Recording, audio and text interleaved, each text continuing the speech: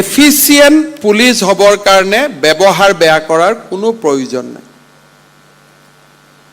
মই সব কথা মানি লম কিন্তু ব্যৱহাৰ বেয়া কৰিলে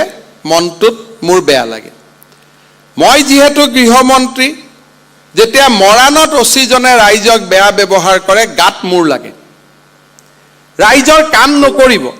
কোনো আপত্তি নাই কিন্তু বেয়া ব্যৱহাৰ নকৰিব কালিও মই কমিশনাৰ পুলিচক ফোন কৰিছিলো যে অমুকত এফআইআৰ দিব গৈছে অচিজনে বেয়া ব্যৱহাৰ কিয় কৰিছে এফআইআৰ খন আপোনালোকে লবও পাৰে নলবও পাৰে আইনৰ কাম কৰাত আমাৰ কোনো হকা বিধা নাই কোনোবাই কৈ আছে মোৰ এটো কেস নলও ল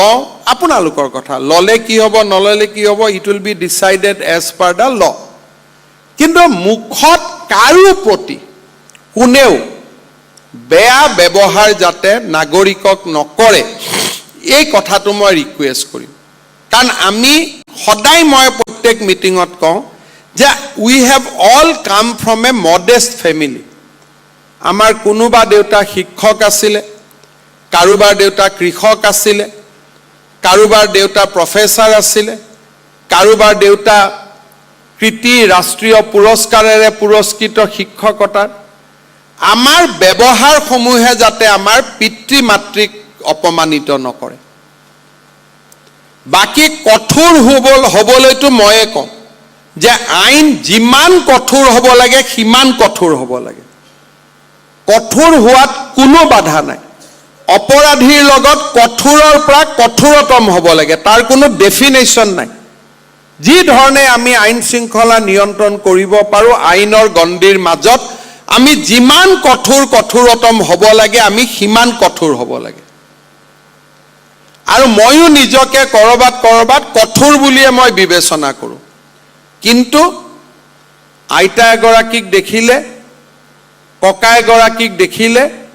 হিৰ নত কৰাটোৱে মোৰ কঠোৰতাত অলপো কতো প্ৰশ্নবোধক চিন নাহে গতিকে মই ওসি সকলক আজি আকৌ এবাৰ কিয় 3 বছৰৰ মূৰত আপোনালোকক পাইছো বহুত বিলাক হলনি হৈ গৈছে আপোনালোকে যিমান পাৰে কাম কৰক কষ্টও কৰিছে কামো কৰিছে সব ভাল হৈছে মোৰ কোনো কমপ্লেইন নাই খালি মই তাতে দুখ পাওঁ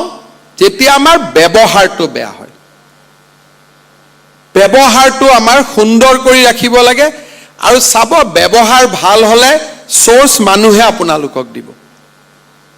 পুলিচক মানুহে কথা বতৰা ক'ব যে ইয়াত গণ্ডগোল হৈ আছে এইটো কাম কৰিব লাগে ই আছিল জড়িত সেই কাৰণে আপোনালোকে ব্যৱহাৰটো ভাল ৰাখিব কিন্তু ব্যৱহাৰ ভাল ৰাখা মানে গৈ বিহু ফাংচনত গৈ বিহু গান গাব নালাগে হিমানটোলৈকেও যাব নালাগে যে কিছুমানে গৈ পেলাই জনপ্ৰিয় হৈ পেলাই আমাৰ কষ্টও আনে ফেসবুকত যাব নালাগে সোশ্যাল মিডিয়াত যাব নালাগে এইবিলাক আমাৰ কাম নহয় আমাৰ কাম ৰাইজক সেৱা কৰা সুমধুৰ ব্যৱহাৰ ৰখা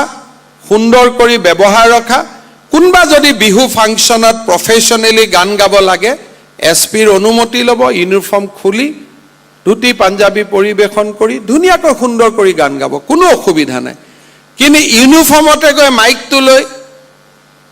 যি বিহু আহিলে গান গাব মন যায় সেইবিলাক কাম আমাৰ দায়িত্ব নহয় যদি গান গাব লাগে গান গোৱাটো কোনো আমি অনুমতি দিব ভালেই পাম অসম আৰক্ষীত যদি ভাল গায়ক আছে ভাল লিখক আছে ঔপনিষিক আছে সাহিত্যিক আছে আমিতো কতো বাধা নিদিও দেই যে প্ৰপাৰ প্ৰচিডিউৰ আমি ঘৰত যাম সিভিল ড্ৰেছ কৰিম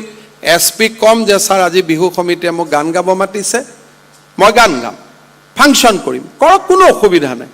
কিন্তু ওসি হৈ পুলিচৰ আপুনি গান গাব নালাগে ইউনিফৰ্ম পিন্ধি গান গোৱাৰ প্ৰয়োজন নাই এই যিবিলাক ফটো মাজে মাজে আহি থাকে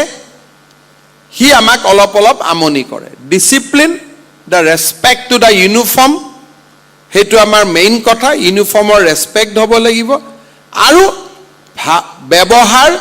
সুমধুৰ হ'ব লাগিব আৰু কাম আটাইতকৈ কঠোৰ আৰু শক্তিশালী হ'ব লাগিব যে আমি যি কৰিম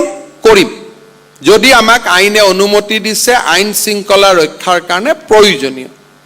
কিন্তু আটাইতকৈ টান কাম কৰা মানুহজনেও হাঁহিও থাকিব পাৰে এই কথাটো আপোনালোকে শিকিব লাগিব তেতিয়াহে আমি অসম আৰক্ষীৰ যিটো নতুন মানদণ্ড নিৰূপণ কৰিছোঁ সেই মানদণ্ডত আমি থিয় হ'ব পাৰিম মই SP সকলক অনুৰোধ কৰিম অক্টোবৰৰ মাজভাগত দেৰগাঁৱত আমাৰ আৰক্ষী অধীক্ষক সন্মিলন হ'ব ঠিক দুৰ্গা পূজাৰ পিছতেই সেই সময়লৈকে যাতে 2 অক্টোবৰত নাগৰিক সমিতিত কাৰ কেনেকুৱা কাম হ'ল প্ৰপাৰ প্ৰেজেণ্টেশ্যন আমাক লৈ আহে কাৰণ SP সকলে এইটো ভাবিব নালাগে যে নাগৰিক সমিতি OC লেভেলত হৈছে OCয়ে চাব it is the duty of the SPs to make it a successful experience আমাৰ যাতে এটা সুন্দৰ অভিজ্ঞতা হয় SP সকলে OC সকলক যেতিয়া লগ পাব ক্ৰাইম কনফাৰেন্স হ'ব বিভিন্ন বিষয়ৰ ওপৰত OCৰ লগত মিটিং হ'ব থানাত ইনস্পেকশন হ'ব 10 মিনিট সময় থানা কমিটিৰ কাৰণে দি দিব ইন দি মিন টাইম আমি আপোনালোকক হাত পুথি পঠিয়াই দিম মাইনোটছ কেনেকৈ বনাব লাগে সেইটোও দি দিম জমা খৰচৰ এটা একাউণ্ট বহিও দিম কাৰণ কিছু পুঁজিও আমি আপোনালোকক অহা বছৰৰ পৰা দিয়া আৰম্ভ কৰিম বহুত বহুত ধন্যবাদ জয় হিন্দ বন্দে মাতৰম